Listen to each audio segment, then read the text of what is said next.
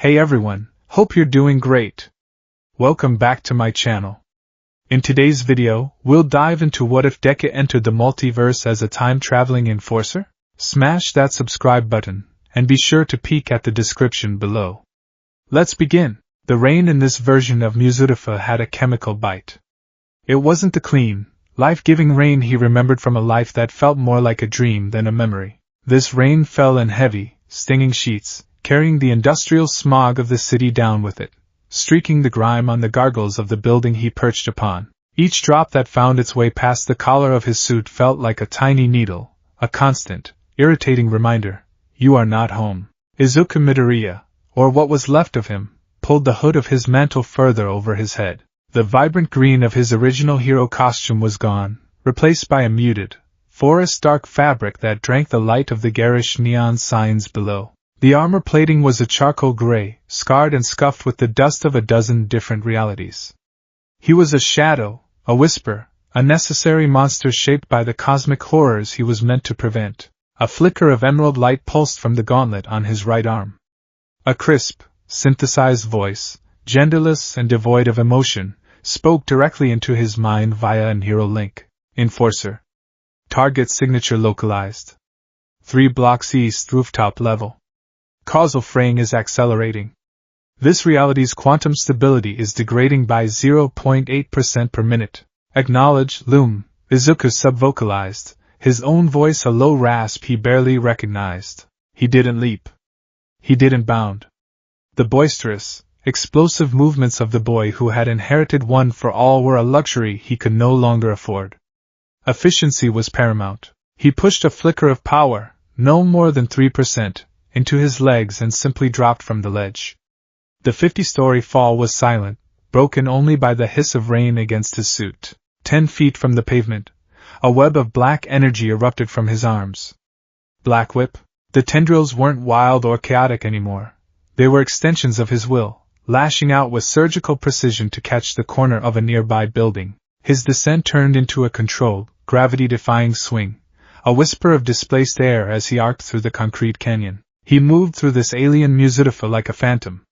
The layout was familiar enough to be agonizing. He saw a building that looked almost like the agency where he'd interned with Sir Night Eye. But here it was a sleazy pachinko parlor, its lights blinking with desperate promise. The street where he and Bakugo had their first real, soul-bearing fight was now a sanitized corporate plaza. Each similarity was a fresh twist of the knife, a reminder of the life that had been stolen, erased, reduced to nothing but the ghosts in his head. Nana is worried, Izuku, a soft, warm voice echoed in the back of his mind. It wasn't Loom. This was one of the vestiges, Nana Shimura. She was a comforting presence, a spectral hand on his shoulder. He's just doing the job, another voice, gruffer and older, Dagoro Banjo, grumbled in his consciousness. Let the kid work. Izuku didn't respond. He had learned to live with the silent counsel in his soul. They were all that remained of his world, his only connection to the legacy he was meant to uphold. Now, he upheld a different, colder one. His internal danger sense, now a finely tuned instrument for detecting cosmic dissonance, screamed at him. It wasn't the familiar prickle of immediate threat, but a deep, nauseating thrum, like a bass note played so low it shook his bones. The echo was close. He landed silently on the designated rooftop. The source of the disturbance was a boy, no older than 16, huddled behind a large air-conditioning unit. He was soaked to the bone, wearing a generic school uniform that was subtly wrong in its cut and color. The air around him shimmered, reality itself warping like a heat haze. The corner of the AC unit he was touching was flickering, phasing in and out of existence with a low hum. The boy was an anchor point for a tear, a person ripped from his native timeline and bleeding paradox into this one. Please, the boy sobbed, his voice thin and reedy. I don't know how I got here. I just want to go home. Izuku's approach was silent. He kept his posture non-threatening, hands visible. The boy Kaido, according to Loom's data feed, hadn't noticed him yet. He was too lost in his own terror. His quirk, Phase Jump, had activated uncontrollably during a moment of extreme stress, a villain attack in his home reality. Instead of phasing through a wall, he'd phased through the very fabric of the multiverse. A 1 in a trillion misfire. An accident that was now slowly unmaking this world, Kaido, Izuku said. His voice was intentionally soft, but it still made the boy jump, scrambling back against the corroding metal. Kaido's eyes widened, first in fear of being discovered, then in absolute terror at the sight of the dark, armored figure emerging from the rain-soaked shadows. Who are you? Are you a villain? The question was a physical blow. It had been years since he'd been called that, but it never lost its sting. A part of him, the boyish, hopeful part he kept locked away, wanted to protest, to puff out his chest and declare his allegiance to justice. But that boy was dead. He'd died with his universe. No, Izuku replied, his tone even. I'm here to help you. He took a slow step forward. The air crackled. A car on the street below flickered, its color shifting from blue to red to a non-color that hurt to look at. The decay was getting worse. Stay back! Kaido shrieked, a new wave of panic washing over him. The air around him distorted more violently. I can't control it. I'll make you disappear too. Izuku stopped. He saw the genuine horror in the boy's eyes. He wasn't a monster. He was a terrified child with a power he couldn't comprehend. And in that moment, the enforcer's cold mask cracked, just for a second. The ghost of Deku, the hero, looked out. It's okay to be scared, Izuku said, his voice softening with an empathy he hadn't allowed himself to feel in a long time. I know what it's like. To have a power that feels more like a curse. To feel like you're going to break everything you touch. Kaido stared at him, his panic giving way to confusion. The shimmering around him lessened slightly. You do? I do, Izuku affirmed, giving a small, sad nod. He thought of his own early days with One for All, of shattered bones and a constant, gnawing fear. That felt like a different person's life, but the memory was still there, a foundational stone of his being. But you're not breaking anything. You're just a little lost. We just need to get you back on the right path. He slowly raised his left arm. From a compartment on his vambrace, a small, silver cylinder slid into his palm. It hummed with a soft, golden light. What is that? Kaido asked, his voice trembling less. This is a stitcher, Izuku explained calmly. It's going to find the thread that connects you to your home, and it's going to pull you back along it. It won't hurt. It'll feel like waking up from a dream. He took another careful step. He was close enough now.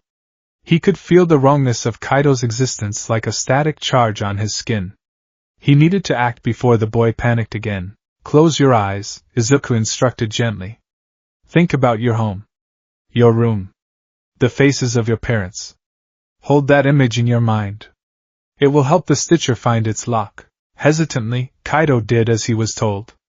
He squeezed his eyes shut, tears tracing clean paths through the grime on his cheeks. The temporal distortion stabilized for a moment, as the boy's focus provided a clear frequency for his home reality. Izuku activated the device. The cylinder whirred and a needle of pure golden light projected from its tip. It didn't pierce Kaido's skin. Instead, it touched the shimmering field around him. For a moment, nothing happened. Then, a single, brilliant thread of gold appeared, stretching from the boy into the empty air, leading off into an impossible direction that the human eye couldn't properly follow. Lock confirmed, Loom's voice stated in his mind. Reality 7 Beta 9. Initiating retrieval protocol. The golden thread began to retract, pulling Kaido's translucent form with it. The boy's body dissolved into a cloud of shimmering motes, each one drawn along the ethereal line. His expression was one of peace. The last mote of light vanished, and the thread snapped back into the stitcher with a soft thrum. The oppressive wrongness in the air vanished. The corner of the AC unit solidified, its corrosion gone. The car on the street below was a steady, boring shade of blue. The world was stable again. Izuku stood alone on the rooftop, the rain his only companion. The brief flicker of heroic warmth was gone, replaced by the familiar, gnawing emptiness. He had saved this world. He had saved that boy, and he felt nothing but the profound exhaustion of his duty. He looked out over the city, this broken mirror of his home, and the dam he so carefully maintained in his mind began to crack. The sound of the stabilizing reality, the low hum of causality reasserting itself, was the trigger. It sounded just like the beginning of the end. The sky didn't tear. It didn't burn. It simply stopped. One moment, he was on the training grounds of UA, sparring with Bakugo. The air was filled with the familiar sounds of explosions, the scent of ozone and sweat, the encouraging shouts of their classmates. All Might, in his skeletal form, was watching from the sidelines, a proud, fatherly smile on his face. It was a perfect, ordinary day. The next moment, a sound began. A low hum that grew into a universe-spanning vibration. It wasn't a noise one heard with their ears, but with their soul. Then came the white. It started at the edges of his vision, a creeping static, like an old television losing its signal. He saw Achiko Uraraka, floating nearby to observe the match, turn towards him. Her face, usually so full of life and light, began to pixelate. Her mouth opened, but her voice was digital noise, a garbled mess of ones and zeros. Her form dissolved into a shower of white static. Panic erupted. Ida was shouting, his motion stiff and jerky like a corrupted video file. Todoroki's fire and ice erupted from his hands, but they were colorless, turning to the same blank static as they left his body. Kaken! Izuku screamed, turning to his rival. Bakugo was staring at his own hands as they flickered, his signature explosions sputtering into silent puffs of white nothingness. He looked up, his crimson eyes wide with a terror Izuku had never seen in them before. Deku, what the fuck is? His voice was swallowed by the encroaching silence. His body, his very existence, unraveled into the all-consuming static. One by one, they were erased. His friends. His teachers. The school he loved. The city he'd sworn to protect. Everything. He was the only one left, standing in a void of roaring, white static. One for All was a raging inferno inside him, its immense, reality-bending power acting as a bizarre anchor, holding his form together even as the universe that defined him ceased to be. Then he saw him. All Might. A dozen yards away, a lone figure against the encroaching oblivion. He was in his muscle form, a final, desperate act of defiance. He wasn't looking at Izuku. He was looking up, at the non-sky, his face a mask of furious, heartbreaking resolve. He planted his feet. He drew back a fist, the muscles of his arm glowing with the last embers of One for All. I am. He boomed, his voice the final sound in a dying cosmos. It was not a shout of triumph. It was a roar of defiance at God himself. A final, ultimate declaration that even in the face of total annihilation, he would not yield. Here, the punch he threw wasn't aimed at anything. It was a blow against the end of all things. For a single, glorious instant, his fist pushed back the white void, creating a small pocket of reality. And then, he too was gone. Swallowed by the static. The last light of his world snuffed out. Izuku was alone. Floating in an endless, silent, white oblivion. The grief was so absolute, so soul-crushingly total, that he couldn't even scream. He just felt himself coming apart, his consciousness fraying, ready to join the rest of his world in non-existence. That was when they found him. Reality reasserted itself, but it wasn't his. He was in a place of non-space, an infinite library of light. Shimmering threads, each a different timeline, stretched into an impossible distance. Before him floated beings of pure geometry and light, things that his human mind couldn't properly perceive. The Weavers. Anomaly detected, one of them had communicated, its voice a wave of pure information that flooded his brain. Sole survivor of a pruned timeline. A paradox anchor. Unstable. The vessel is strong, another had communicated. The power it contains, it is a singularity. A nexus of will. It resisted the unmaking. They had offered him a choice, though it wasn't much of one. Fade into the nothingness that had claimed his home, or serve. They couldn't restore what was lost. The Great Fracture was an act of cosmic violence so total that the timeline was not just destroyed, but erased from ever having existed. But they could give him purpose. The multiverse, they explained, was not perfect. It frayed. Paradoxes, like the one that destroyed his world, could occur. Echoes could be created. Malicious entities could learn to traverse the timelines, sowing chaos. They needed agents. Enforcers. To prune the threats, to stitch the tears, to maintain the integrity of the great tapestry. They reforged him. They took the raging power of One for All and infused it with a sliver of their own cosmic energy. It stabilized him, made him a being who could exist outside of a native timeline. It enhanced his quirks to operate on a multiversal level. Danger Sense became a tool to feel tears in reality. Black Whip could now anchor him to the fabric of spacetime itself. And Float. Float allowed him to drift through the currents that flowed between worlds. He had become their scalpel. Their soldier. Their lonely janitor at the end of everything. The memory receded, leaving the cold, bitter tang of loss in its wake. Izuku shook his head, pushing the ghosts back down. He couldn't afford to dwell. Dwelling led to mistakes. Mistakes led to more great fractures. He stood up, his joints protesting. He had been kneeling, he realized, without even knowing it. The rain had plastered his dark hair to his forehead. You did well, Izuku, Nana Shimura's voice soothed from within. You saved him. You saved them all. It's my job, he thought back, the sentiment cold and hard. It's all I have left. His gauntlet pulsed with green light again. It was Loom. Mission complete. Causal stability has returned to 99.98%. Your work is done here, Enforcer. And my energy reserves? Izuku asked, running a diagnostic. He had to be careful. A full power smash could punch a hole in a fragile reality.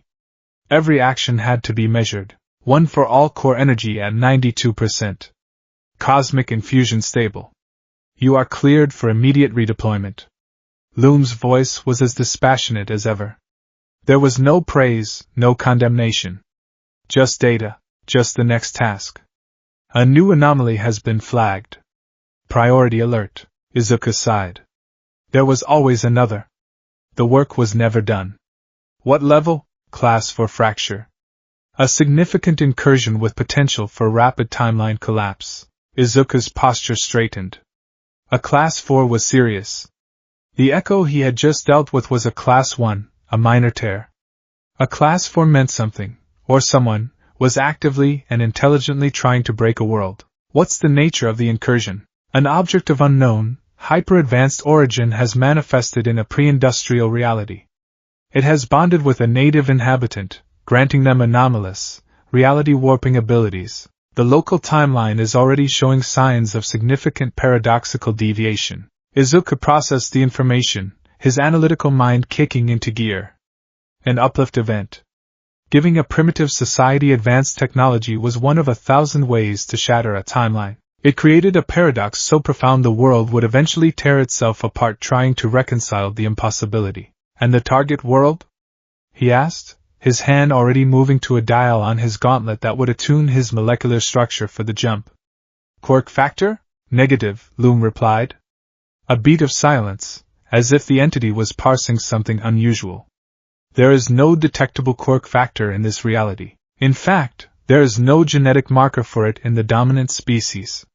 It is a quirkless world. Izuku froze. A quirkless world. A whole planet of people like he used to be. The thought sent a strange, painful pang through his chest. However, Loom continued, scans indicate high concentrations of an unknown energy particle. Field readings are consistent with theoretical models of thaumaturgical radiation. Magic. Nights. A world without quirks. It was so far removed from anything he'd ever known, from the home he'd lost, that it almost sounded like a fiction. For a brief, irrational moment, he felt a spark of something he hadn't felt in a very long time, curiosity. He quickly stamped it out. Curiosity was a liability. This was a mission, not a field trip. Show me the coordinates, he commanded. A holographic star chart materialized from his gauntlet, projecting into the rain-slicked air. It depicted a section of the multiverse, a cluster of glowing timeline threads. One thread, a simple, rustic bronze color, was flashing an angry red. That's our target? Correct. Reality 4 Epsilon 12. Codename, Ethelgard. Izuku nodded, memorizing the transdimensional coordinates. He flexed his fingers, feeling the familiar, dormant power of One for All thrumming beneath his skin. It was no longer just the power of his predecessors. It was the power of the Weavers, the power of a ghost haunting the hallways of infinity. It was his tool, his weapon, and his eternal cage. Good luck, Izuku! All Might's voice, a faint and distant echo of its former boom, resonated within him. Be a hero. A sad, humorless smile touched Izuku's lips. I'll try, he whispered to the rain. He twisted the dial on his gauntlet. The world around him began to dissolve, not into the horrifying white static of the fracture, but into a swirling vortex of emerald light and raw energy. The rain-swept rooftop of the wrong Multiverse faded away. The sounds of the city were replaced by the roar of the cosmic winds that blew between the strands of reality. He was adrift again, a solitary traveler on an endless road. His mission was clear. Find the anomaly. Neutralize the threat. Save the world. Then move on to the next. And the next. Forever. With a final, silent flash of green lightning, the ghost of Multiverse was gone, leaving behind only the falling rain and a world that would never know it had been on the brink of annihilation. The Enforcer was on his way. The transition between realities was a violent symphony of sensation. One moment, Izuku was a being of pure energy, hurtling through the non-space of the multiverse, the roar of cosmic winds his only companion. The next, he was matter again, crashing into existence with a gut-wrenching lurch. He found himself tangled in the low-hanging branches of a colossal, unfamiliar tree, the impact cushioned by thick layers of moss and leaves. The air, thick and humid, filled his lungs with the scent of damp earth, pine, and decaying wood. It was rich, alive, and utterly alien. A chorus of unseen birds erupted around him, their songs a complex melody he'd never heard before. For a long moment, he just hung there, suspended a few feet off the ground, letting his senses recalibrate to a world that operated on simpler, more ancient rules. Enforcer report. Traversal successful? Loom's synthesized voice was a jarringly sterile intrusion in the vibrant, natural soundscape. Successful, Izuku grunted, untangling himself and dropping silently to the forest floor. His boots sank into the soft loam. Atmosphere is breathable. Gravity is approximately 1.02 g. No immediate threats detected. He ran a quick diagnostic of his suit. The dark, reinforced fabric, designed to withstand temporal shearing and exotic radiation, seemed absurdly out of place against the backdrop of gnarled roots and sun-dappled ferns. The soft hum of the suit's life support systems was an industrial blasphemy in the pristine quiet. He was a piece of the wrong future, dropped into a half-remembered past. The anomaly's energy signature is 4.7 kilometers northeast of your position, Loom reported. Localized within a large, fortified structure. Population density is high. A castle, Izuku murmured, his eyes scanning the canopy. He needed a vantage point. He spotted a towering pine, its peak breaking through the ceiling of the forest. A low-powered application of One for All, barely a 2% flicker, sent him rocketing upwards. He moved from branch to branch with a silent, practiced grace, Black Whip lashing out to secure his ascent. From the top of the tree, the world opened up before him. He saw the kingdom of Ethelgard. It was exactly as the storybooks of his childhood had described such a place. A magnificent castle of grey stone, with soaring towers and crimson banners that snapped in the wind, stood at the heart of a sprawling town. A formidable wall encircled the settlement, and beyond it, a patchwork of green and gold farmland stretched to the horizon. It was beautiful, peaceful, and so fundamentally different from his own world that a familiar ache settled in his chest. But as he focused, his enhanced senses, augmented by his suit's scanners, picked up the wrongness. A faint, almost imperceptible shimmer of energy hung over the central spire of the castle. It was the same kind of energy a cloaking device might emit, a subtle distortion of light that the naked eye would dismiss as a heat haze. That was the source. He spent the next hour observing, a silent specter in the trees. He needed to understand this world before he could operate within it. He watched farmers guide oxen-pulled plows, merchants haggling in a bustling town square, and guards in polished steel armor patrolling the walls. There were no cars, no electric lights, no hint of the technology that had defined his civilization. And no quirks. He saw a child fall and scrape his knee, crying with perfectly normal, non-superpowered tears. He saw a blacksmith with powerful, but entirely human, arms hammering a sword into shape. A world of baseline humanity. A world like he had once dreamed of being a hero in, even without a power of his own. Suddenly, a trumpet blast echoed from the castle, and the activity in the town square ceased. The people all turned to face the main gate. A procession emerged, led by a man on a magnificent white stallion. He wore opulent robes of purple and gold, and his face was sharp and arrogant. The energy signature Izuku had detected was pulsing faintly from an amulet on the man's chest. This was his target. The man, who the crowd murmured was Lord Valerius, the king's high mage, raised a hand. "People of Ethelgard." His voice boomed, unnaturally amplified. "Our kingdom has long been plagued by doubt and weakness. Our king grows old and timid. But I have been blessed with a vision. A gift from the heavens themselves, to lead us into a new era of strength and prosperity. To demonstrate," he pointed towards a half-finished stone buttress on the castle wall where workers had been struggling. The amulet on his chest glowed with a fierce, blue light. With a deep groan, a dozen massive, multi-ton blocks of granite lifted from the ground, floating weightlessly through the air. They arranged themselves into a perfect arch with impossible precision. The crowd gasped, a wave of awe and fear rippling through them. They saw a miracle. A display of divine magic. Izuku saw something else. His suit's visor scanned the phenomenon, breaking it down. "Analysis. Localized gravity manipulation," Loom reported.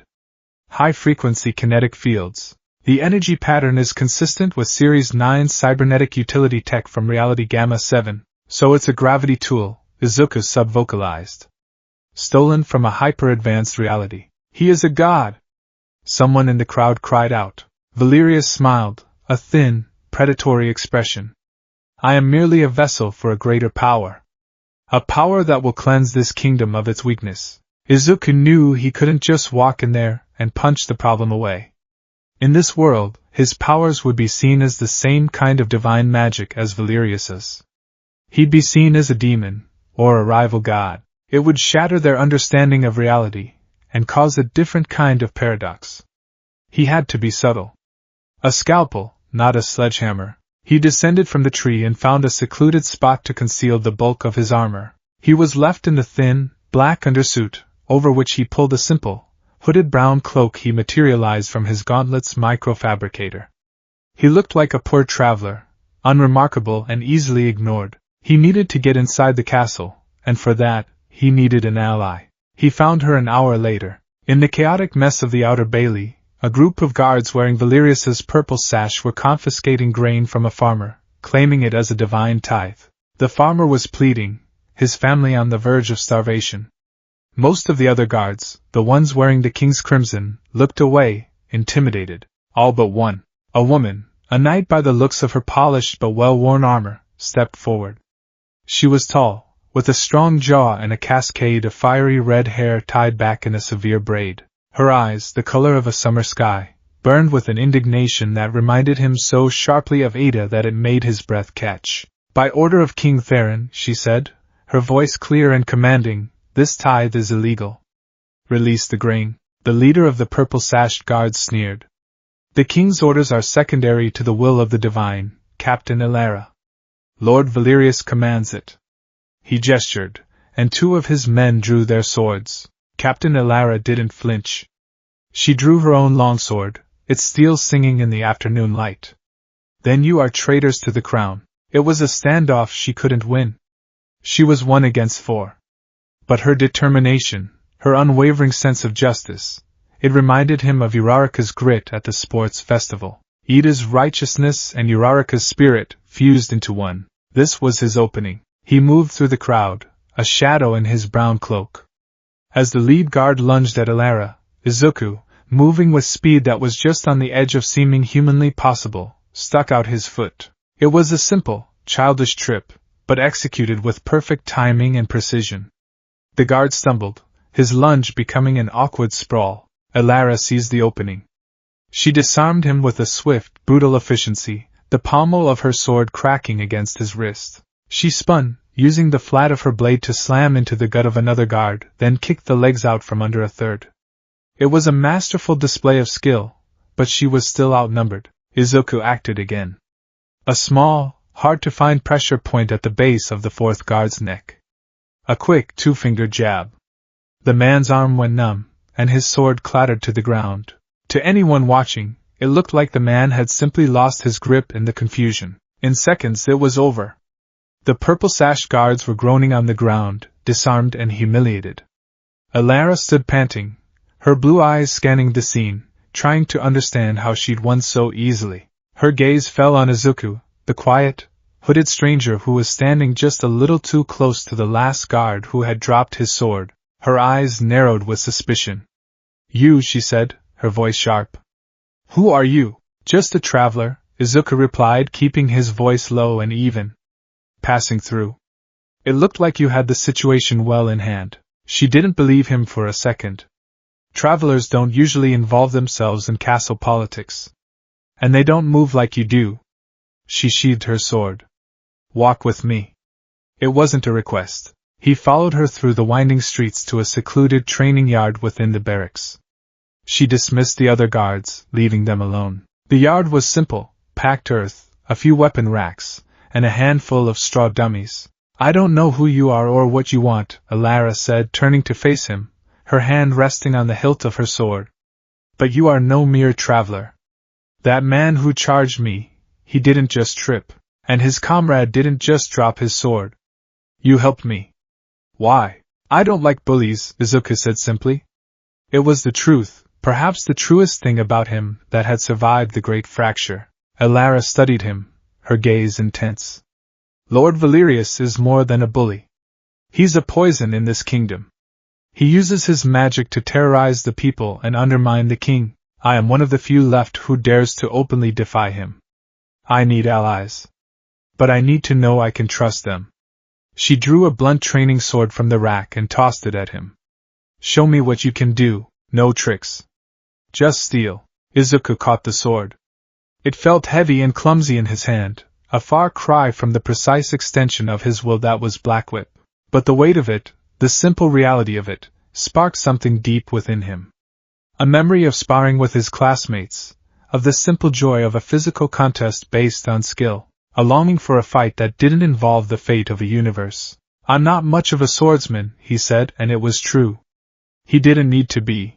"We'll see," she said, taking her stance. She came at him fast, a blur of steel and righteous fury.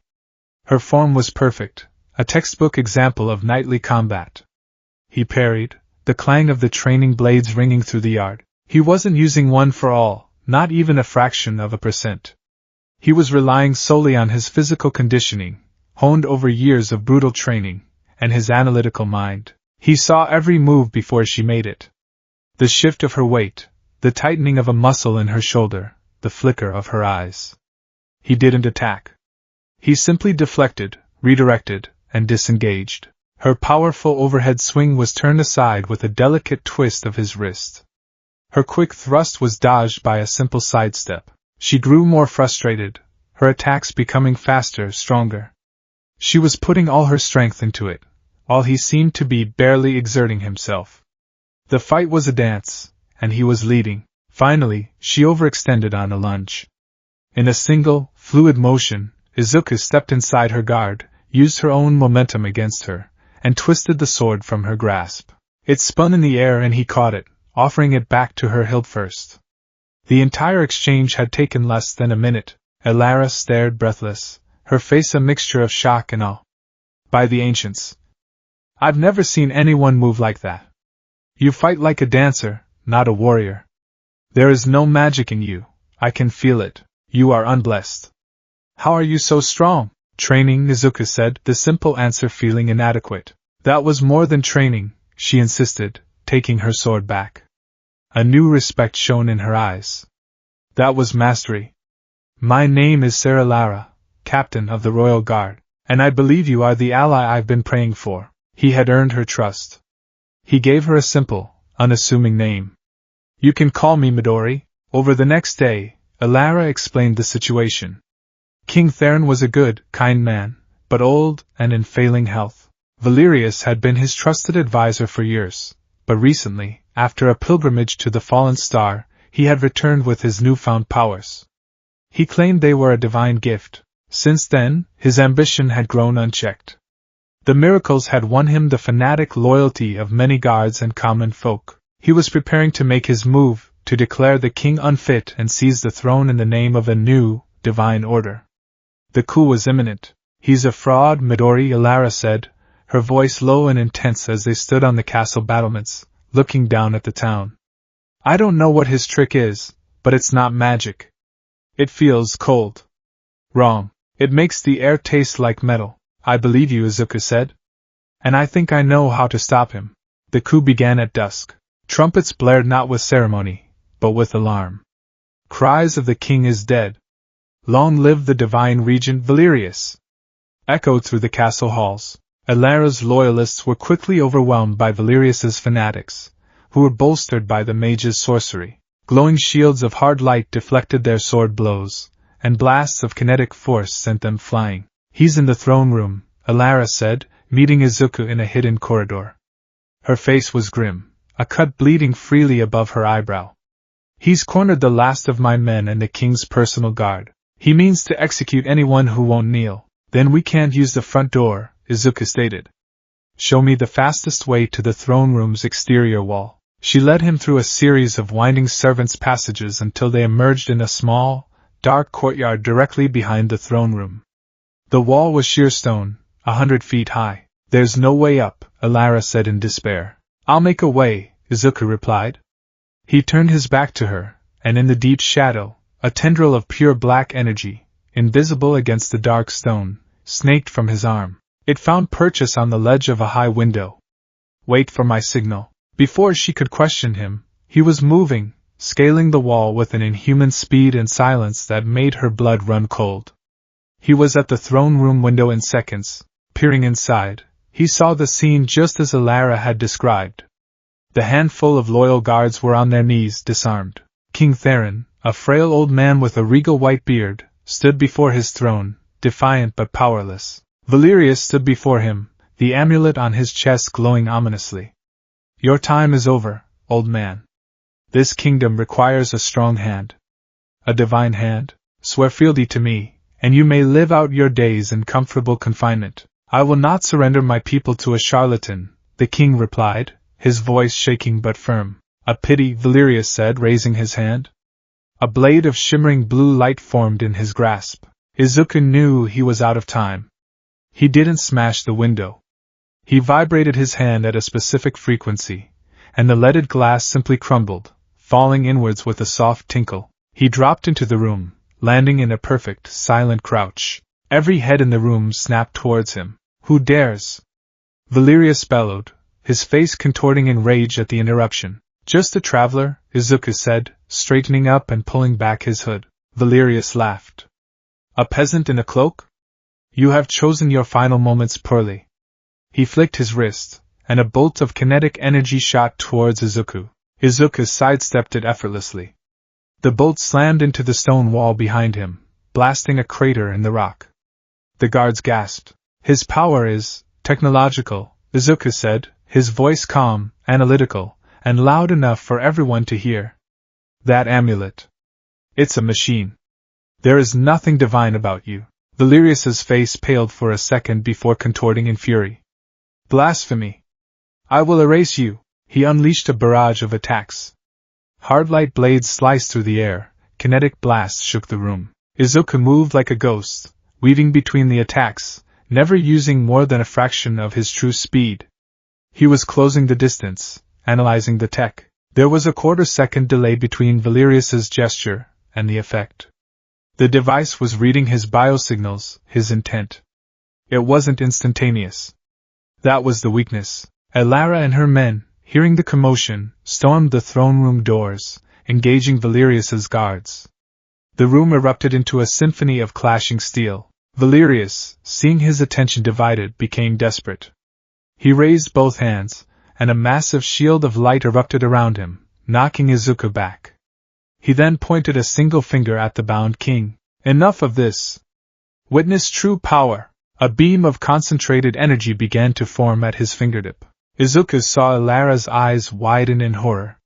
She was too far away to intervene. He was out of options. Subtlety was no longer on the table. He needed to overload the device, now. He planted his feet. He drew on one for all, pulling a precise, controlled 5%. The power flooded his arm, green lightning crackling around his fist. He didn't throw a punch. He aimed a finger flick. The technique All Might had taught him, designed for focused, ranged power. Delaware smash. He didn't shout it. He barely whispered it. The sound that erupted from his finger wasn't magic. It was physics, raw and unfiltered.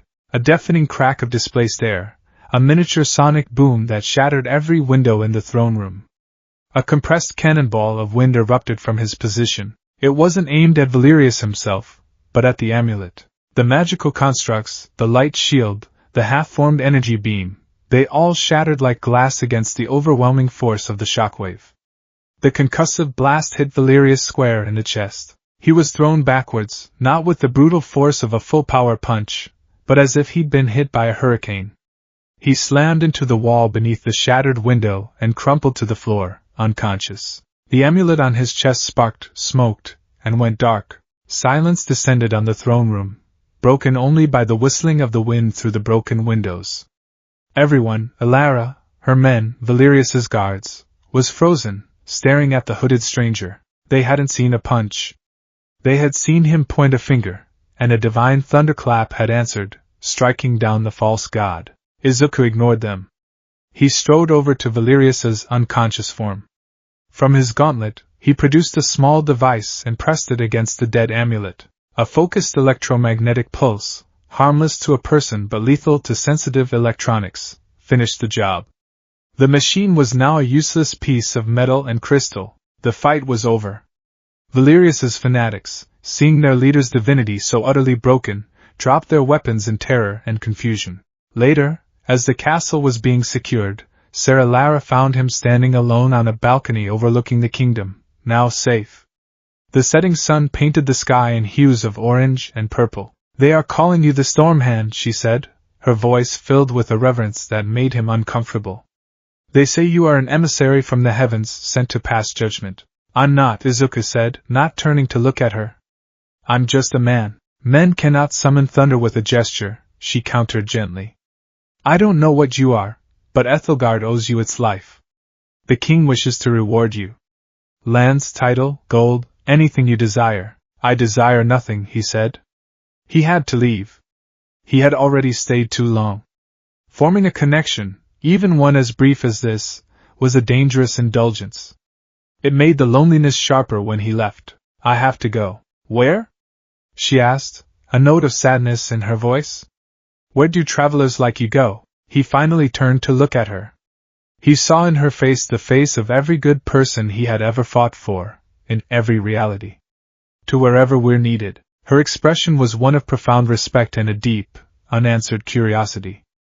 "Who are you, Midori?" He thought of the boy who wanted to save everyone with a smile. He thought of the symbol of peace. He thought of the UE student who proudly wore the name Deku. They were all ghosts now. "A hero," he said, the words feeling like ash in his mouth. Once, before she could respond, he turned back to the setting sun. He had to run one last scan on the broken amulet, file the report for Loom. He activated his gauntlet, his hand hidden from her view. The scanner swept over the device. Analysis complete. Device is inert. All exotic energy signatures have dissipated, except for one. Anomaly detected.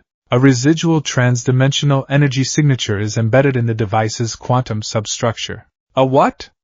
Izuku subvocalized, frowning. "The signature is faint, heavily degraded. A temporal echo. I am cross-referencing it with all known energy patterns in the archive. Match found. Signature logged under designation 0. The name meant nothing to him, but it sent a chill down his spine that had nothing to do with the evening air. This wasn't a random piece of technology that had fallen through a wormhole. This was planted, deliberately. The implications were staggering. He had to go. "Now, farewell, Sarah Lara," he said, his voice distant. "Protect your kingdom." He took a step back, into the shadows of the balcony alcove. He activated the dimensional drive.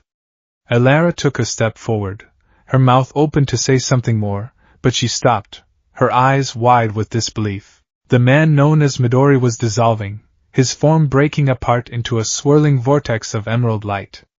The last thing she saw were his eyes, ancient and weary, filled with a sorrow she could never comprehend. Then, with a silent flash, he was gone. Izuku Midoriya plunged back into the chaotic currents of the multiverse, the name Ethelgard already becoming a fading memory. But the new name, Zero, burned in his mind. He had fixed this world, but he had the terrifying feeling that he had only treated a symptom, while the disease was spreading, unseen, across all of reality. His lonely watch had just become a great deal more complicated. The transition ripped him from a world of birdsong and ancient stone and spat him out into a concrete hell.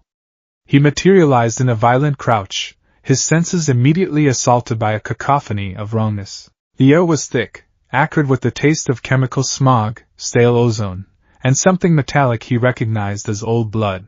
A constant, acidic drizzle fell from a sky the color of a dead television screen, hissing as it touched the pools of rainbow-sheened water covering the ground. He was in a crater.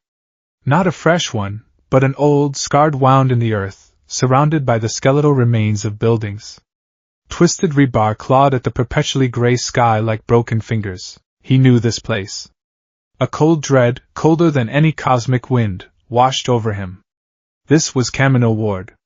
The very ground where All Might had his final, triumphant battle against All for One in his own world. Here, it was a tombstone, a monument to a battle that had been lost. Enforcer, you have arrived, Loom's voice stated, a dispassionate anchor in the sea of decay. This reality is designated 9 Gamma 4. Causal stability is in a state of cascading failure. The anomaly is potent. Potent is an understatement, Izuku murmured, his eyes scanning the horizon.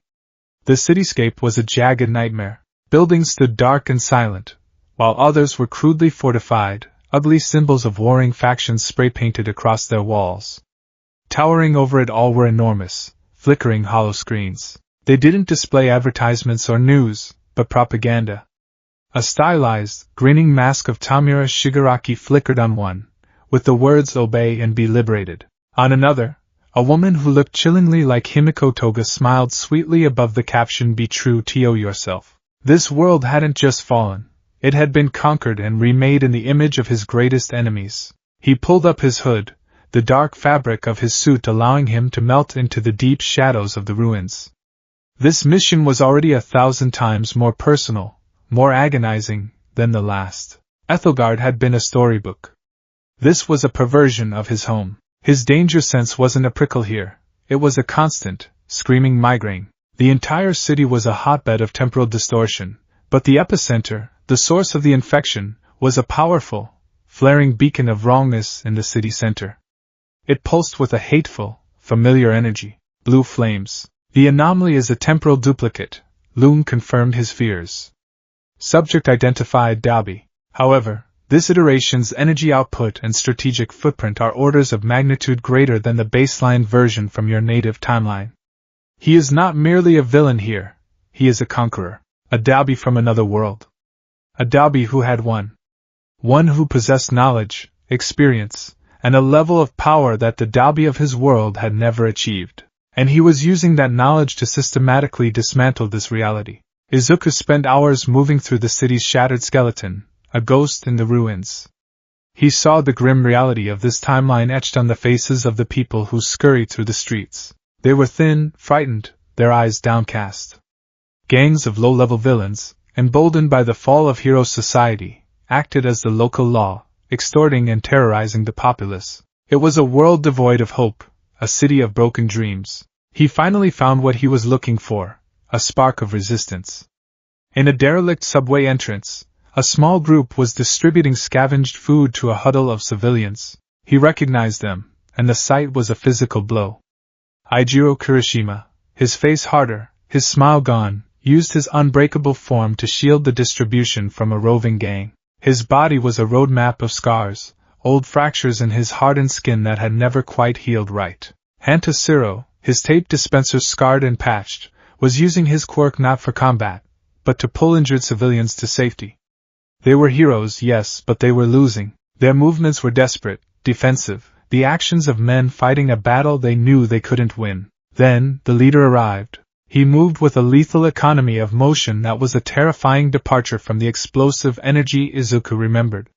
He wore patched, tactical gear over a tattered black tank top. His right arm was bare, rippling with muscle. His left arm was gone, ending in a crude but functional metal prosthetic just below the shoulder. His blonde hair was shorter, dirtier, and his crimson eyes held no explosive rage, only a cold, banked fire of pure, undiluted hatred. Katsuki Bakugo. Get the civilians clear, Bakugo snarled, his voice a low, gravelly command. Kirishima, hold the line for 30 more seconds.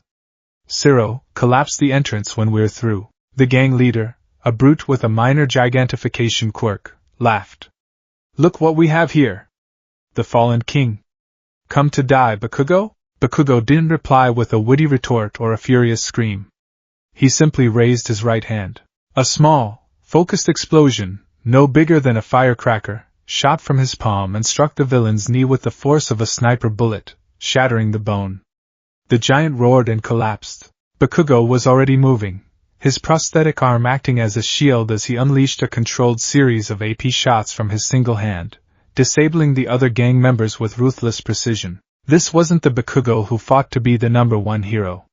This was a soldier, a survivor, a man who fought simply to see the next sunrise. Once the resistance fighters had retreated into the tunnels, Izuku followed, a silent shadow in their wake.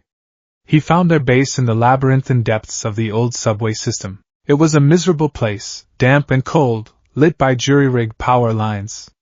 It smelled of antiseptic, fear, and desperation. He found Bakugo in a makeshift command center, staring at a map of the city. Izuku stepped out of the shadows. Kaken, he said, the name feeling alien on his tongue. Bakugo didn't even flinch. He slowly turned, his single hand already sparking. His eyes widened, not with recognition, but with cold, hard disbelief. He scanned Izuku from head to toe, taking in the dark suit, the scars, the weary exhaustion in his eyes. A trick, Bakugo rasped, his voice dangerously low. A toga clone?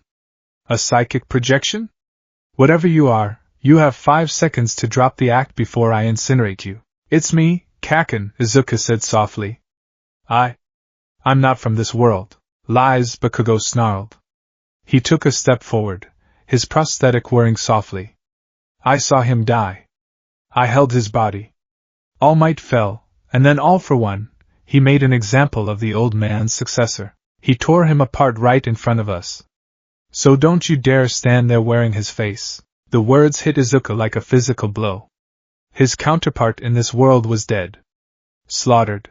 Bakugo's cold fury wasn't just suspicion. It was the raw, protective grief of a man guarding a sacred, painful memory. I can prove it, Izuku said, his mind racing. He needed something only the two of them would know. The sludge villain incident. Before I even met All Might. You were captured. I ran in, even though I was quirkless.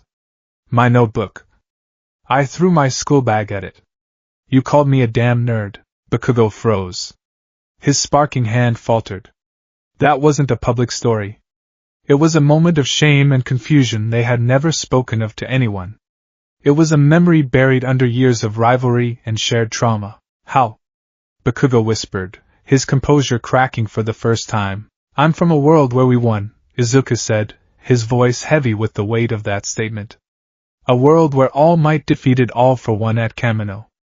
I'm here because your world is collapsing. An anomaly, a version of Dabi from another timeline, is here. He's the one orchestrating all of this.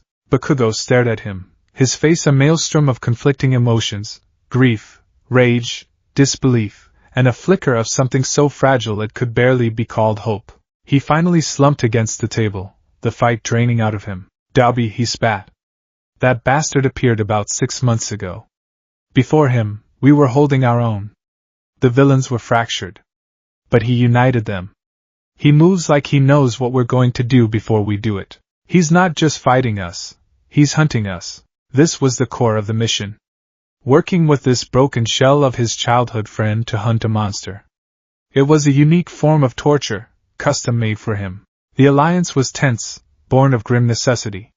Bakugo reluctantly accepted Izuku's story, if only because his intel was too valuable to ignore. Izuku, now operating under his old alias Midori, was integrated into the Resistance's command structure. He pored over their maps and intelligence reports, and a horrifying pattern began to emerge. Dabi wasn't just winning battles. He was systematically targeting what Izuku began to call pillars of hope. He's not just trying to conquer the city, Izuku explained during a tense strategy meeting with Bakugo, Kirishima, and a handful of other surviving pro-heroes. He's trying to kill the very idea of heroism. He pointed to the map. Last month, he destroyed the Haven, a secret underground hospital run by this world's recovery girl, a place where heroes and civilians alike could be healed. 2 weeks ago, he took out Echo Base, a clandestine radio station operated by a haggard-looking President Mike, who had been broadcasting messages of defiance. Last week, he destroyed the Ojiro Dojo, the last place teaching children quirk control and self-defense. He's not just taking territory. He's surgically removing every source of hope this city has left. So he's smart, Bakugo grunted, crossing his arms. We already knew that. It's more than that, Izuku insisted. He knows their psychological value. He knows what they represent. He's fighting an ideological war. I know his psychology, Kaken. The original Dabi. Tuya Todoroki. His entire existence was a cry for his father's attention. A desperate need to prove his own worth by burning down everything his father built. This Dabi is doing the same thing on a global scale. He's burning down society's faith in heroes. Bakugo looked at him, a flicker of grudging respect in his eyes. So what's his next target, you damn ghost? Izuku's gaze fell on one location on the map, a place he hadn't dared to think about. The biggest pillar of hope left, he said quietly. The last place that still symbolizes the future of heroism. The ruins of Ue High. The school was a bombed-out shell, but within its reinforced sub-basements, a small group of teachers, led by a weary, scarred Shota Aizawa, were sheltering and training a handful of orphaned, quirk-wielding children. It was the last ember of the next generation of heroes. It was the perfect target for a man who wanted to burn hope to the ground. The days leading up to the inevitable confrontation were a special kind of hell for Izuku. He worked alongside ghosts. He saw a version of Ochiko Uraraka, her cheerful demeanor replaced by a grim pragmatism, using her zero gravity not for rescue, but for setting traps and collapsing structures on villains. He passed the memorial wall with photos of those they had lost, Tenya Ida, Tsuyu Ajui, Mizo Shoji, and his own fallen counterpart. Each face was a fresh stab of guilt, a reminder of the paradise he had lost and the nightmare he now inhabited. The most painful encounter was with this world's endeavor. The resistance had rescued him from a villain prison. He was a broken man, his flames weak, his body emaciated. He was haunted by the death of All Might, and his own failure to stop All for One. One night, delirious with fever, he mistook Izuku for a ghost, a vision of the successor who should have been. You have to save him, the old man had whispered, grabbing Izuku's arm with a frail hand. My boy. Tuya. I see his fire, a fire of pure hate, consuming everything. It's all my fault. I did this, I created that monster. Izuku had simply sat with him, unable to offer comfort, his own heart a cold, heavy stone in his chest. He was not here to heal this world's wounds. He was here to excise a tumor. The attack on Yue came at dawn. Dabi's forces, a unified army of villains, laid siege to the ruined campus. Bakugo, taking Izuku's strategic advice, had prepared. The resistance met the army head-on, turning the ruins into a deadly maze of traps and ambushes. Go, Bakugo had ordered Izuku, as the first explosions rocked the ground. Your fight is with him. We'll handle the grunts. Evacuate Aizawa and the kids. That's the priority. He paused, looking at Izuku, his expression unreadable. Don't you dare lose, you damn nerd. It was the closest he had come to his old self, and it was all the encouragement Izuku needed. He moved through the chaos, a green-black blur. He bypassed the fighting, heading straight for the heart of the campus, where he knew Dabi would be. He found him in the rubble of the main auditorium, the very stage where their school festivals had taken place. This Dabi was terrifyingly regal. He wore a high-collared black coat, and his patchwork skin seemed to glow with an inner heat. His blue flames danced around him, not with wild rage, but with a calm, absolute control. He wasn't waiting for a fight, he was holding court. The ghost, Dabby said, a slow, cruel smile spreading across his stitched face. I've been sensing your filth on this timeline for days. A little piece of a failed world, still twitching. It's pathetic. This isn't your world, Dabby, Izuku said, taking his stance. Leave, Dabby laughed, a dry, crackling sound. Leave? Oh no. I'm not a conqueror. I'm a liberator. I'm freeing this world from the disease of hope. The lie that things will get better. The endless, grinding cycle of heroes and villains that chews up children like you and me and spits out corpses. He took a step forward, his flames rising higher. I was offered a gift, you know. After I finally burned my own world to the ground, after I stood on the ashes of my father's legacy, a being came to me, a being of true vision. He called himself Zero. The name hit Izuku like a physical blow. The same signature from Ethelgard. It was all connected. Zero showed me the multiverse, Dabby continued, his eyes burning with messianic fervor. An infinity of flawed, suffering worlds, all trapped in the same pointless struggle. He offered me a crusade, to bring the clarity of the flame, the purity of the end, to realities that lacked the strength to find it themselves. I'm not a villain. I am a surgeon, cutting away the cancer of hope. A faint energy signature, identical to the one he detected on the mage's amulet, pulsed from Dabby's heart. Zero wasn't just sending villains, he was empowering them, guiding them. He was seeding chaos. There's no freedom in annihilation, Izuku countered, green lightning beginning to crackle around him. You're just trading one kind of suffering for another. You still don't get it, Dabby sighed, shaking his head. You cling to a broken system. I offer a perfect ending. The fight exploded. It was a clash of absolutes. Dabby's blue flames were hotter, more controlled than anything Izuku had ever faced. They weren't just fire, they were a manifestation of pure, nihilistic purpose. They incinerated everything they touched, leaving behind only sterile ash. He created walls of fire, whips of plasma, and waves of heat that could melt steel. Izuku was a whirlwind of motion and power. Black whip tendrils lashed out, not to attack, but to anchor himself, to pull chunks of rubble into the path of the flames, to create openings. He moved with Fa Gene, building kinetic energy to burst through Dabby's defenses. His fighting style was about preservation, about holding things together, the perfect antithesis to Dabby's philosophy of erasure. Dabby was a terrifyingly intelligent fighter. He knew Izuku's moves not from this world, but from his own. Still relying on that silly shoot style? He taunted, incinerating a volley of Izuku's Air Force kicks. Predictable. The battle raged through the ruins of their old school. A stray blast of fire from Dabby vaporized the memorial wall, the faces of Izuku's dead friends turning to ash. The sight sent a spike of pure, cold rage through him. This was not a mission anymore. This was an execution. He had to end it. Not with brute force, but with the truth. As he dodged another wave of azure fire, he stopped trying to find a physical opening and created a psychological one. You talk about your crusade, Izuku called out, his voice cutting through the roar of the flames. But you're still just that little boy, aren't you? The one crying in the training yard. Dabby faltered for a microsecond. What did you say? Tuya Todoroki, Izuku pressed, pushing into the opening.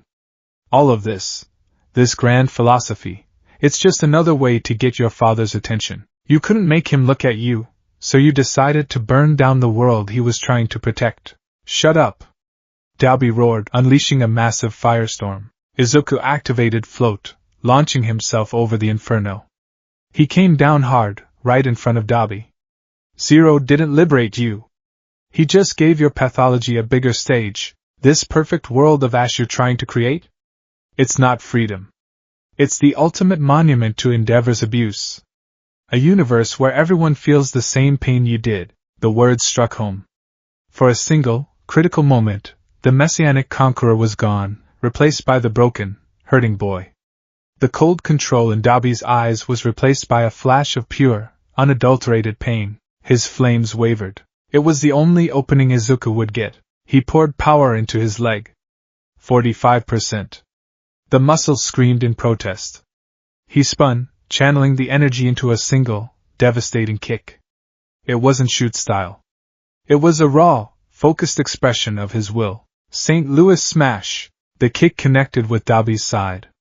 The sound was a sickening crack of breaking ribs and superheated armor. The anomalous Dabi was launched sideways, a human missile, crashing through 3 ruined walls before finally coming to a stop in a cloud of dust and debris. Silence fell. Izuku stood panting, his leg throbbing, the air searing his lungs. It was over. He limped over to where Dabi lay, a broken heap. The blue flames had died out, leaving only the faint, ominous pulse of Zero's energy signature. Zero is salvation, Dabi wheezed, blood trickling from his lips. He will unmake all this pain. Then, his eyes rolled back, and he fell unconscious. Anomaly neutralized, Loom stated in his mind. The temporal distortion is stabilizing. Mission successful, Enforcer, successful. He had won. But standing there, in the ashes of his school, surrounded by the ghosts of his past, it felt like the most profound loss he had ever experienced.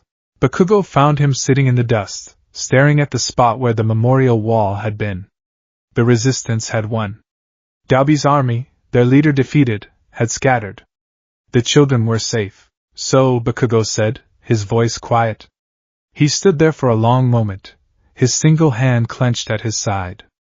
It's done, Izuku confirmed, not looking at him. This Zero, he's the real threat. It wasn't a question. Yes. Another long silence. Then Bakugo spoke, his voice barely a whisper. The other me, what happened to him? Izuku finally looked up, meeting his old friend's gaze. He didn't need to say anything. The profound sadness in his eyes was answer enough. He was alive. His Kaken was alive. Bakugo gave a single, sharp nod, his jaw tight. He reached into a pouch on his belt and pulled out a small, folded piece of fabric. It was dark green, scorched and torn. This was his, Bakugo said, holding it out. From his first costume. All that was left. Izuku took it. The fabric was rough under his fingertips. It was a relic from a dead boy in a dead world, given to him by a man he barely knew who wore his best friend's face. The weight of it was immense. Thank you, Kaken, Izuku whispered. Get out of here, ghost, Bakugo said, turning away so Izuku couldn't see his face. This isn't your world to fix. Go hunt yours. Izuku stood up. He looked one last time at the ruins of Ue, at the gray, weeping sky. He had saved this world from collapse, but he couldn't heal it. All he could do was leave it with a chance. A sliver of hope rested from the ashes. He activated his gauntlet. The emerald light began to swirl around him. He clutched a piece of tattered green fabric in his hand, a tangible link to a life that was no longer his. The mission was no longer about cleaning up messes. It was no longer about being a cosmic janitor. It was about hunting a phantom named Zero, an entity who preyed on the broken and promised them salvation through destruction. He had a target. He had a purpose. With a flash of green lightning, he vanished, leaving the city of broken dreams to begin the long, painful process of healing. He was back in the cold, lonely space between worlds, the ghost of Izuku Midoriya now a hunter. And he knew, with chilling certainty, where he had to go next. He had to face his masters. He had to face the Weavers. The jump from the city of broken dreams did not take him to another broken reality. It took him home. Or rather, to the place that now served as one. He willed his destination not with coordinates, but with a demand, a psychic summons that resonated with the cosmic power fused to his soul. The swirling chaos of the multiverse resolved itself, not into a world of matter and time, but into a realm of pure, ordered concept. He stood in the Weaver's nexus. It was a place that defied conventional physics and perception.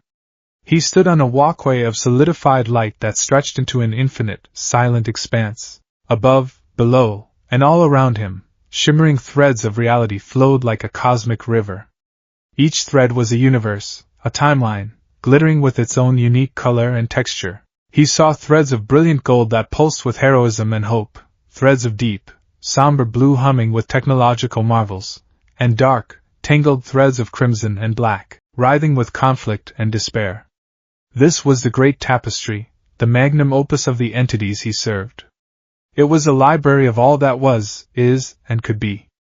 And he was its sole, lonely guardian. His armor felt heavy here, a crude shell of metal and polymers in a place of pure thought.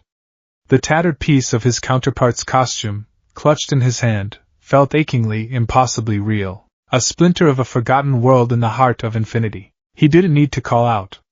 It knew he was here. And it knew he was angry. A section of the walkway ahead of him began to coalesce.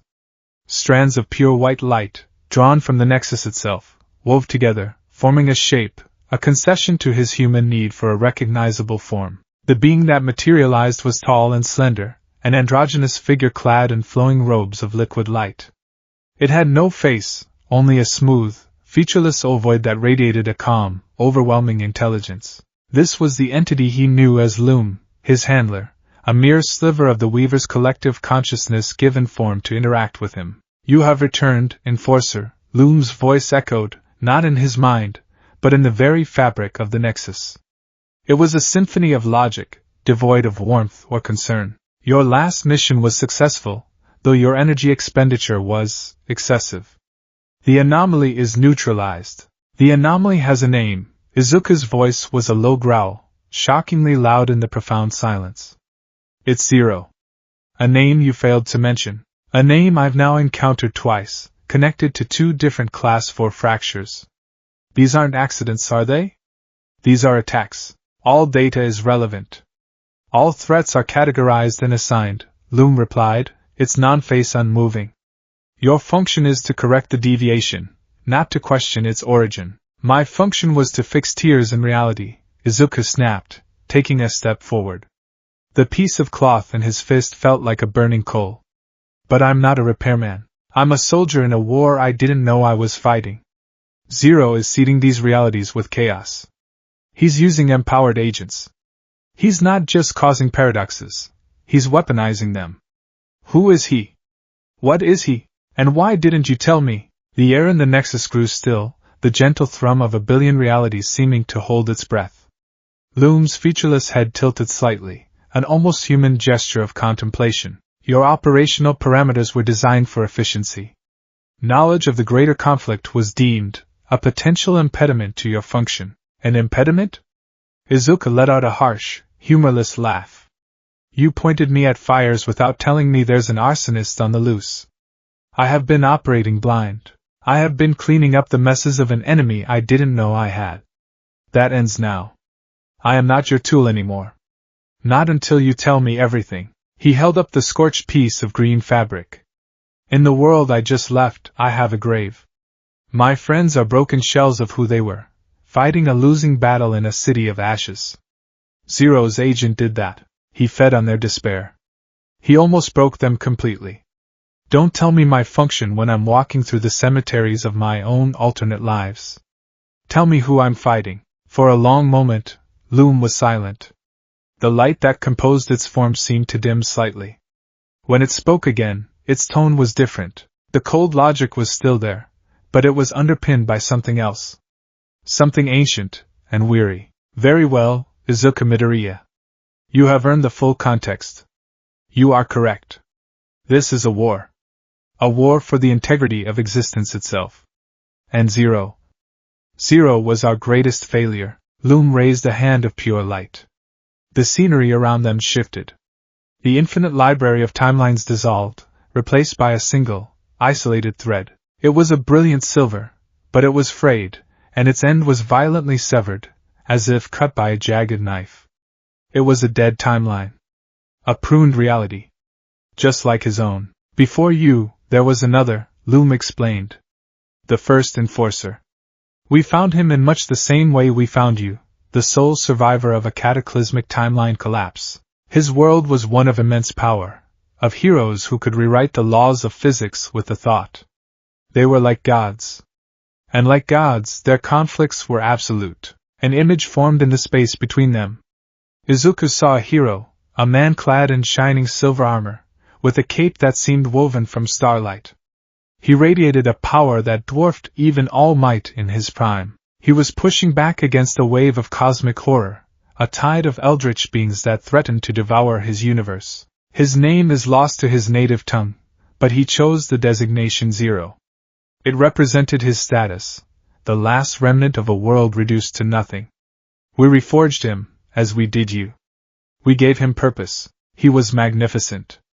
He was efficient, ruthless, and utterly dedicated. He pruned thousands of paradoxes. He saved trillions of lives across countless realities. The image shifted. It showed Zero moving through worlds, just as Izuku did. He fought techno-organic plagues, sealed dimensional rifts, and deposed temporal dictators. He was everything the Weavers could have wanted in an agent. What happened to him? Izuku asked, his anger being slowly replaced by a sense of foreboding. He was looking at a mirror, a glimpse of his own potential future. He saw too much, Loom said, its voice laced with something akin to sorrow. You have seen a handful of worlds, Izuku. Zero saw millennia worth. He witnessed endless cycles of the same suffering. The same wars, the same betrayals, the same pain, played out with different faces and different costumes. He saw heroes fall to corruption. He saw saviors become tyrants. He saw noble civilizations crumble into dust, only to be replaced by others who would make the exact same mistakes. The images became darker. A hero king executing his former allies. A utopian society built on the hidden suffering of a slave class. A world that had achieved peace, only to be wiped out by a stray asteroid. An endless parade of cosmic injustice and mortal folly. He began to see the multiverse not as a beautiful, chaotic tapestry, but as a failed experiment. A flawed engine that produced nothing but suffering. He came to believe that free will itself was the ultimate paradox, the source code for all the pain in existence. Loom's form flickered. He came to us with a proposal. A final solution. He no longer wanted to prune the branches. He wanted to cut down the entire forest and plant a single, perfect tree in its place. He wants to collapse the multiverse, Izuku breathed, the true scale of Zero's ambition crashing down on him. Precisely.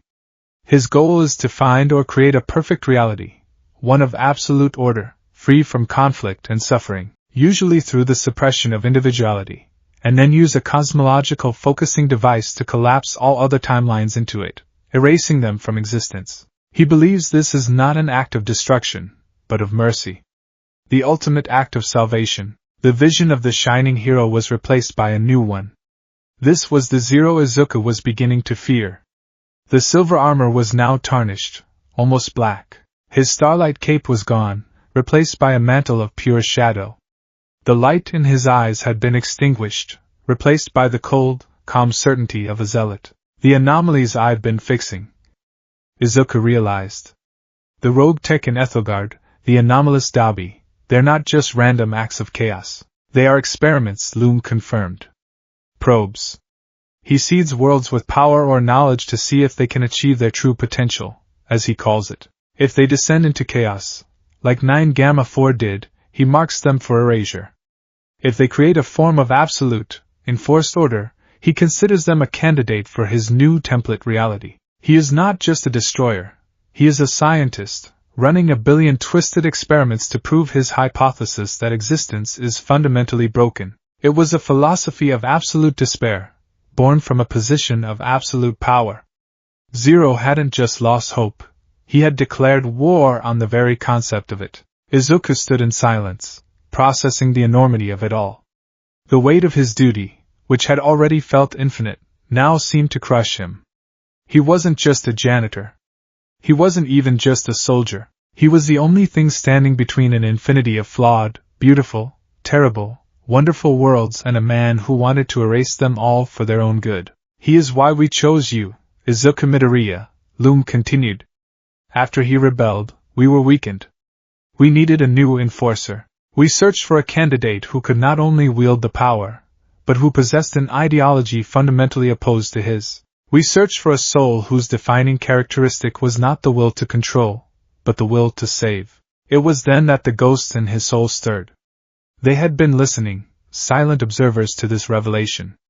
Now, they made their presence known. A spectral image of Nana Shimura, her smile as bright and sad as a sunrise, appeared at his side.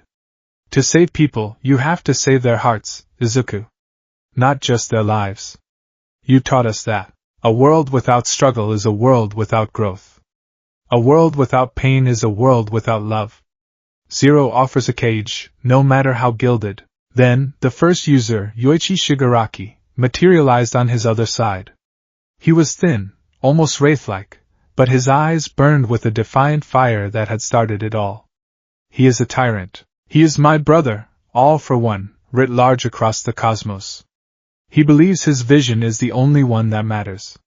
He steals choice. The fight against that kind of evil is always worthwhile, even if it feels hopeless. It is the only fight that matters. Izuku looked down at his hands. He had seen the darkness. He had waded through the filth of 100 broken worlds. He had felt the appeal of despair, the seductive whisper that it would all be easier if it just ended. Zero's logic was the logic of a man who had given up. But he, Izuku Midoriya, had never learned how to do that. He looked up at Loom, his eyes clear and hard, the green of his irises seeming to burn with the reflected light of the Nexus. My purpose has changed, he said, his voice ringing with a newfound conviction. I'm not just fixing the damage he causes anymore. I'm not his janitor. From now on, I'm hunting him. This was the outcome we anticipated, Loom stated, a hint of something that might have been approval in its tone. But you must understand. Zero is more powerful than you. He has had eons to master his abilities. He can manipulate the fabric of reality on a local scale. A direct confrontation would be unwise. I don't need to be stronger, Izuku said, his mind already racing, formulating a strategy. I just need to be smarter. He thinks he's a god, passing judgment on flawed little worlds. He's an ideologue, and ideologues have blind spots. His is arrogance. He looked at Loom, his gaze unwavering. I need more than just mission assignments. I need access. I need your resources. I need to be able to track his energy signature, predict his movements. I need to be able to choose my own battlefields. Loom's faceless head inclined in a nod. Your operational parameters are hereby upgraded. You are no longer a reactive agent, but a proactive one. We grant you access to the deeper archives. You will be able to track Zero's temporal wake, the echoes he leaves behind when he interferes with the timeline. The walkway beneath Izuku's feet lit up with complex, flowing equations and star charts of the multiverse. Information flooded his neural link, a torrent of data that would have shattered a normal mind. He saw Zero's path through the timelines, a trail of scorched earth interventions and failed experiments. He's been concentrating his efforts, Izuku murmured, parsing the data with practiced speed. There's a cluster of realities he keeps returning to. A world in Sector Delta 7, Reality 7 Omega 3, Loom supplied. A technologically advanced, seemingly utopian society. He has visited it 17 times in the last standard cycle. His interference there is subtle, but consistent. We believe he may be using it as a base of operations. A place to build his ultimate weapon, the machine to collapse the multiverse, Izuku finished. A cold dread, but also a sliver of excitement, coursed through him. A target. A solid lead. A place where he could finally take the fight to his enemy. He turned to leave, his purpose clear, his resolve forged into a weapon. But before he could initiate the jump, the most powerful of the vestiges materialized before him. It was All Might. Not the skeletal, broken man of his later years, but the symbol of peace in his absolute prime. He was a being of pure, golden light and indomitable will, a spectral incarnation of hope itself. Young Midoriya, his voice boomed, filled with the warmth and power that had once saved a nation. Be careful. This path you walk, it is one of great loneliness. Do not allow his despair to become your own. Do not forget why you started. It is not to defeat him. It is to protect them. He gestured with a hand of light, and the images of all the people Izuku had ever fought for flickered around them. The terrified face of Kaido, the echo from the wrong Muzurifu, the determined, noble expression of Sarah Lara, the grim, resilient stare of the one-armed Bakugo, and the faces of his own lost friends from his own lost world. A true hero saves not just the body, but the heart, All Might declared, his form shining with an almost unbearable brilliance. Zero saves no one, he erases them. Never forget that. That is your strength. It is the core of One for All. It is the power that he can never understand. Izuku looked at the image of his mentor, the ghost of the man who had given him everything, and felt a surge of strength he hadn't felt since before the fracture. The weariness, the cynicism, the cold armor he had built around his heart, it was still there, but it no longer defined him. Beneath it, the hero was stirring. I won't forget, Izuku promised, his voice thick with emotion. He clenched his fist. I am not just an enforcer. I am a shield. For all of them. He looked at Loom. Send me. Coordinates locked. Reality 7 Omega 3. Good luck, Izuku Midoriya. You are all that stands in the way of the silent end. Izuku closed his eyes. He let the power of the Nexus surge through him, setting his destination. He was no longer running from his past or simply enduring his present. He was fighting for an infinite number of futures. The hunt for Zero had begun in earnest. With a flash of defiant green light, the guardian of the multiverse vanished, hurtling towards the false utopia that held the key to saving everything. The arrival was jarringly gentle. There was no crash, no violent expulsion into a hostile environment. One moment, Izuku was a mote of light in the cosmic stream. The next he was standing, solid and whole, in a place of serene, sterile beauty. He was in a park. Or what passed for one in this reality. The grass was a perfect, uniform emerald, looking more like synthetic turf than anything natural. The trees were arranged in flawless geometric patterns, their branches pruned into aesthetically pleasing spirals. Gleaming white towers, slender and elegant, pierced the sky of the purest, unblemished blue, devoid of a single cloud. The air was clean, temperate, and carried the faint, antiseptic scent of ozone. Everything was perfect. Too perfect. Welcome to Xylos, Loom's voice stated in his mind. Reality 7 Omega 3. Analysis indicates a post-scarcity society with advanced biointegration and atmospheric regulation. Life signs are abundant, and there are no overt signs of conflict. No, Izuku murmured, his eyes scanning the placid scene. There are no signs of life. The people of Xylos moved with a placid, unhurried grace. They wore simple, elegant white tunics, their faces serene and untroubled. A child stumbled on the perfect grass, and a nearby adult helped them up with a calm, gentle smile, a gesture devoid of panic or alarm. There was no laughter, no shouting, no arguments. No passion. It was a city of polite, smiling mannequins. It was the most unnerving place Izuku had ever been. His danger sense was a low, subtle hum at the base of his skull. It wasn't the screaming alarm of an imminent threat, but the persistent, nauseating thrum of a deeply rooted wrongness. This entire world was an anomaly. He pulled his dark hood tighter, his scarred, utilitarian suit a glaring stain on the pristine white canvas of the city. He needed to find Zero's base of operations, the weapon Loom had mentioned. He began to move, sticking to the carefully designed natural shadows of the park. As he moved, he observed the quirks of this reality. They were everywhere, but they were tame. A woman made a flower bloom in her palm to show a child. A man levitated a public transport pod to a stop with perfect control. A maintenance worker reshaped a cracked paver with a touch, making it flawless again. Every quirk was useful, stable, and perfectly integrated into the harmonious function of the society.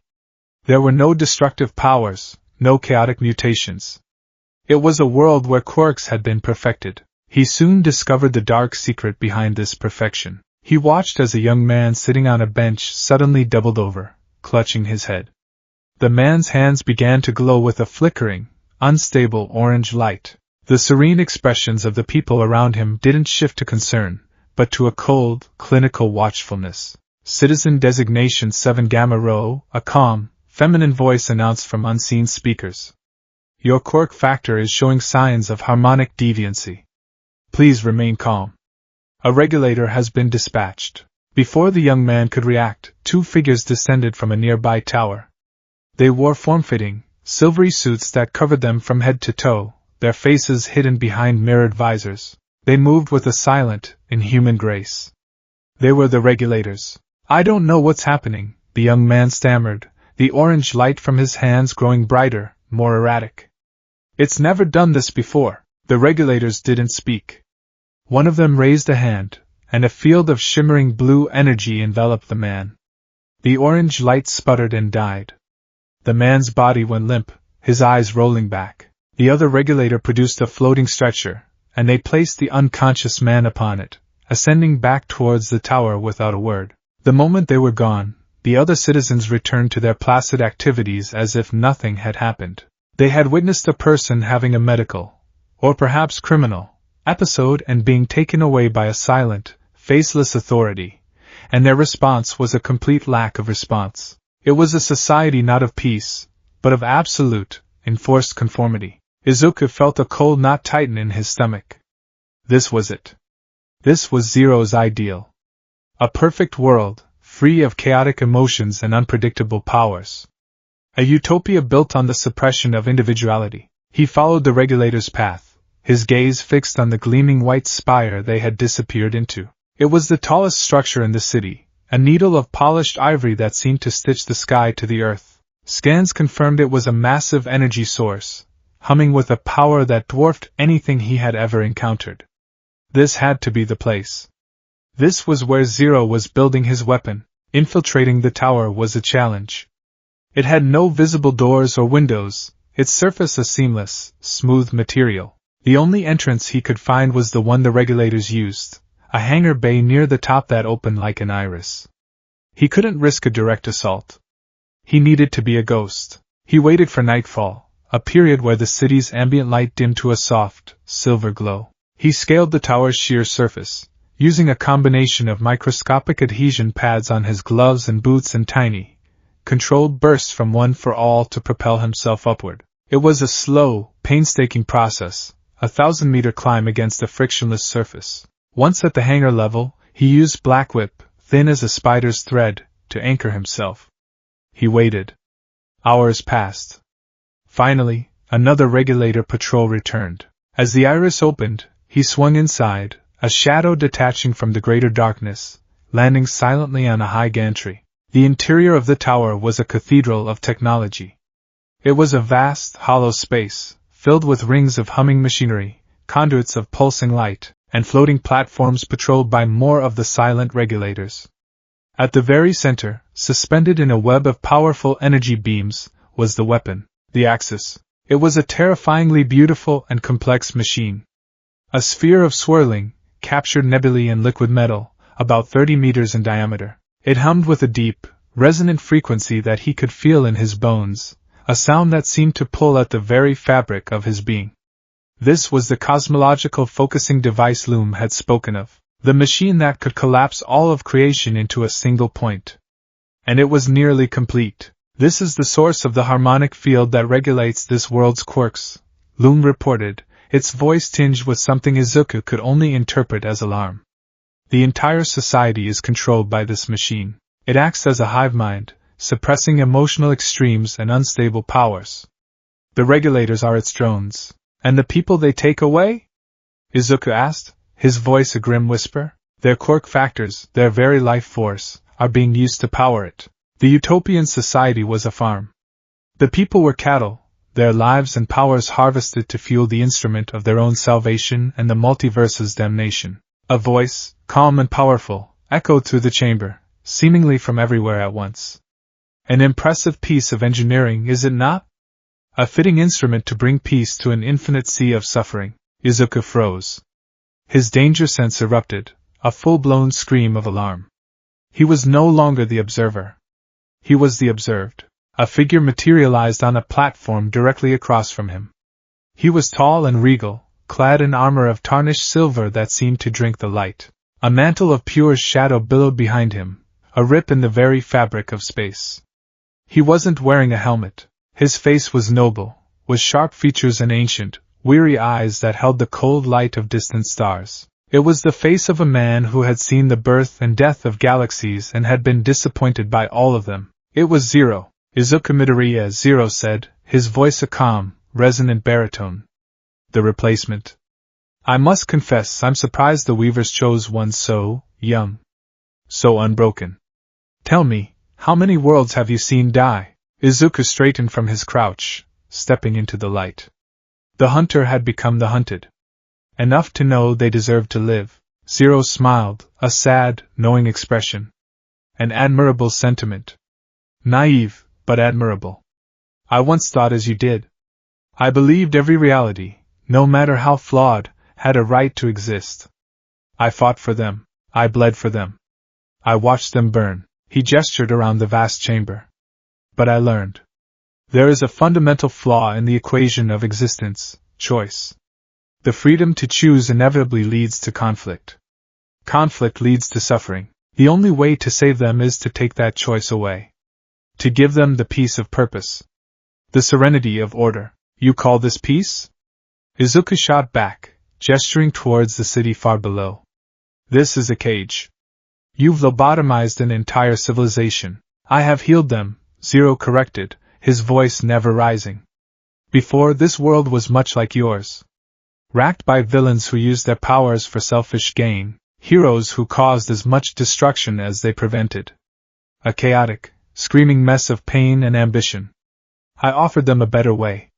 They accepted. Now, there is no more pain. No more fear. Only harmony. There is no more joy, either. No love. No hope.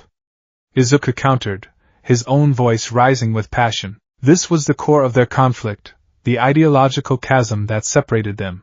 Izuku, the inheritor of One for All, a power passed down through generations by an act of will and choice, versus Zero, the champion of an existence without it. Hope is the fuel of disappointment, Zero said dismissively. He took a step forward, and the platform he was on drifted silently across the chasm until it was only a few feet from Izuku's gantry. You are an anachronism, Midoriya. A hero. A concept that only exists because of its opposite. In a perfect world, there is no need for heroes. There's no such thing as a perfect world. There will be, Zero said, with absolute certainty. And you, my boy, are the final flaw that must be corrected. The Weaver's sentimental little pet. You don't save worlds.